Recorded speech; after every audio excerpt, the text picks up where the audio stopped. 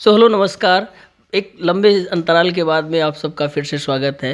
एक भाई ने बड़ा व्यथित होकर के लिखा कि क्या सच में इंश्योरेंस एजेंट बना देते हैं क्या?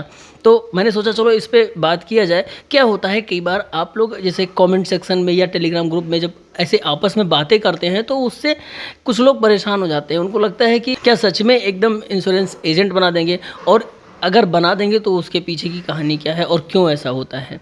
तो मैंने सोचा चलो इस पे एक डिटेल में बात किया जाए, एक वीडियो बनाया जाए। लेकिन उससे पहले अभी मैंने एक पोल किया था जिसमें मैंने पूछा था कि आपको मतलब सेल्स या ऑपरेशंस, मैंने दो ऑप्शन दिए थे और आपको चूज़ करना था कि कौन सा आपको मतलब पसंद है और आप क्या चूज़ करना चाहेंगे। 95% लोगों ने कहा कि उनको ऑपरेशंस में जाना शायद ज़्यादा सही है। अब 5% लोग, मुझे समझ नहीं आ रहा है कि 5% लोग कौन है जिन्होंने सेल्स चुना है। वैसे मैं उन 5% में ही आता हूँ, क्योंकि एक बार वो कहते हैं ना कि जब एक बार शेर के मुंह में खून लग जाए तो फिर उसको रोकना है ना। तो वही है कि सेल्स जब एक एक बार वो ज़िंदगी आप जी लो तो मुझे लगता है कि ऑपरेशंस में आप जाना नहीं चाहोगे। और जैसे जो सेल्स चुनते हैं उनके लिए होता है कि वो अपने मन मतलब अपने तरीके से जो काम करना चाहते हैं वो ज़्यादातर इसमें जाते हैं। और ऑपरेशंस में क्या है कि जिनको फालतू का बर्डन और प्रेशर नहीं चाहिए वो ऑपरेशंस चूज़ करते हैं, जहाँ तक मैं आकलन कर पा रहा हूँ। ये अब हम बात करते हैं कि इंश्योरेंस का क्या है, क्या सच में इंश्योरेंस एजेंट बना देते हैं क्या? अब मैं आपको ये बताऊँ उससे पहले मैं आपको एक कहानी सुनाना चाहता हूँ। जब मैं इंटरमीडिएट में पढ़ रहा था तो उस समय हमारे इंग्लिश के एक टीचर थे, तो उन्होंने हमें एक कहानी सुनाई थी कि अनवांटेड एडवाइज़र कैसे होते हैं।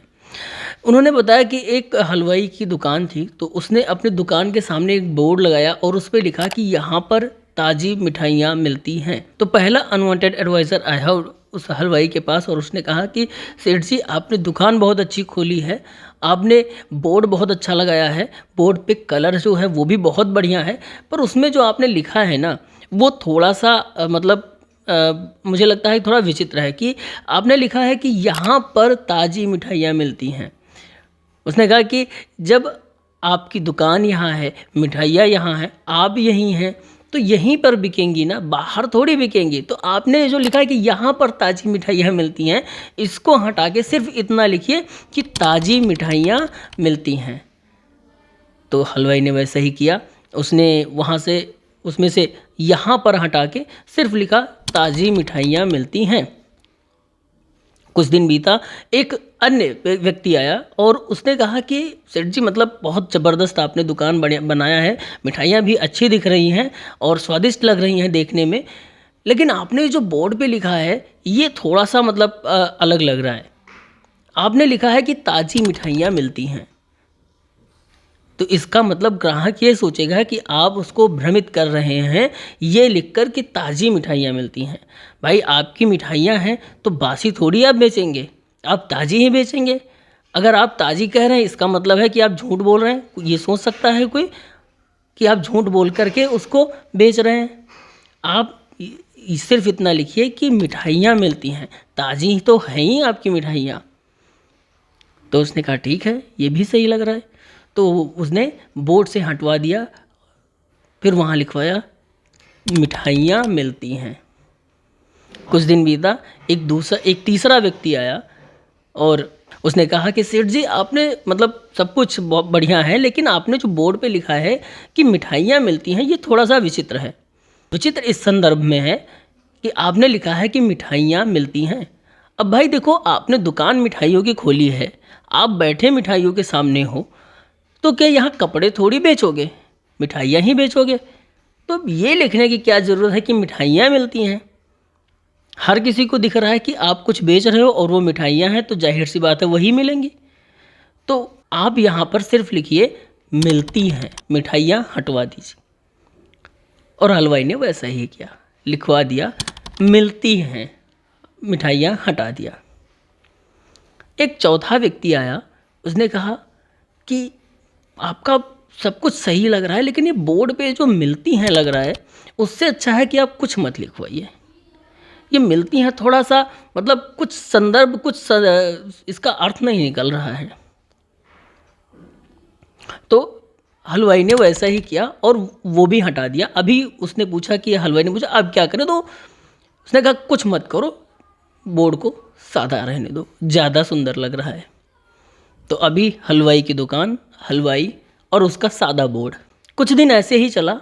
एक पांचवा व्यक्ति आया, उसने कहा सेठ जी आपने दुकान अच्छी सजाई है, मिठाइयाँ भी आपकी स्वादिष्ट हैं, लेकिन आपने जो बोर्ड सादा रखा है इस पे कुछ लिखिए। तो हलवाई ने पूछा कि क्या लिखा जाए, तो कहा इसमें लिखिए कि यहाँ पर ताज़ी मिठाइयाँ मिलती हैं।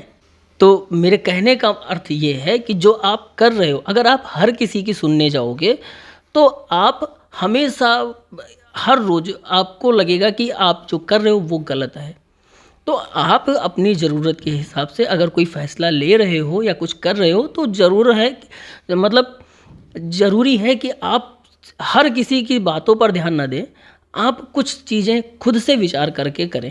और उसी तरीके से मैं कहना चाहता हूँ कि जो लोग जैसे ये जो बता रहे हैं कि जो बातें होती हैं कि इंश्योरेंस एजेंट बना देते हैं, इस तरीके से इतना सारा कोर्स करके, इतनी सारी ट्रेनिंग दे करके, आपको डिप्टी मैनेजर का टैग दे करके उसके बाद आपको इंश्योरेंस एजेंट बना देते हैं। तो उस पर मैं आपको ये बताना चाह रहा था। देखो, आप काम करोगे एक पोर्टफोलियो पे, उस पोर्टफोलियो के अलग अलग टारगेट्स होंगे। अब जाहिर सी बात है इंश्योरेंस का भी होगा, लेकिन ऐसा नहीं है कि सिर्फ वही होगा। और देखो, जो आपके पार्ट्स होंगे, आपके पोर्टफोलियो के जो पार्ट्स होंगे उसमें एक पार्ट होगा इनकम का, कि देखो आप जहाँ काम करने जा रहे हो वो एक प्राइवेट प्रॉफिट मेकिंग ऑर्गेनाइजेशन है, जिसमें से उसको प्रॉफिट आएगा, जाहिर सी बात है वो उस चीज़ को पुश करेगा। आपको टारगेट दिया जाएगा कि कुछ इनकम कमा के बैंक को दो। अब ज़रूरी नहीं है कि वो आप इंश्योरेंस से दो, आप एसेट से दो, आप लाइबिलिटी से दो, हर चीज़ करना ही है, बैंकिंग में सब कुछ करना होता है। ज़रूरी नहीं खाली इंश्योरेंस दो, आप एसेट से आप जा कर के एक एसेट कर दो। फ्यूचर बैंकर के ही बैच 1 के, जो फ्यूचर बैंकर 1 था शुरू के बैच 1 के ही एक एस्पिरेंट ने, हमारे कलीग ने 16 करोड़ रुपए का एक फाइल लॉगिन किया था, तो उनका इनकम वहाँ से मेट हो गया। क्या उसको प्रेशर रहेगा इंश्योरेंस का? नहीं रहेगा। तो वही बात है, आपको जो टारगेट है आपका कंसोलिडेटेड एक टारगेट है, आप उस पर काम करो, अपने स्कोर कार्ड पे काम करो, अपने पोर्टफोलियो पे काम करोगे तो आपको ज़रूरत नहीं पड़ेगी उतने प्रेशर की।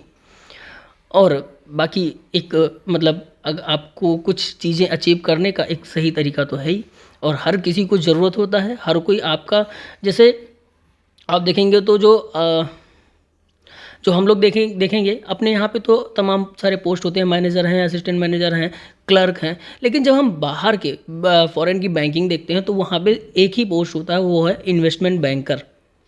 तो इन्वेस्टमेंट बैंकर का काम क्या है? वही काम हमें करना है। आपको अच्छा मतलब कस्टमर की प्रोफाइल के हिसाब से उसको पिच करना है, उसको वही चीज़ बतानी, वही प्रोडक्ट्स उसको देने हैं। जाहिर सी बात है, अगर कस्टमर की नीड के हिसाब से आप बात करेंगे तो आपको ज़्यादा संघर्ष करने की ज़रूरत नहीं पड़ेगी।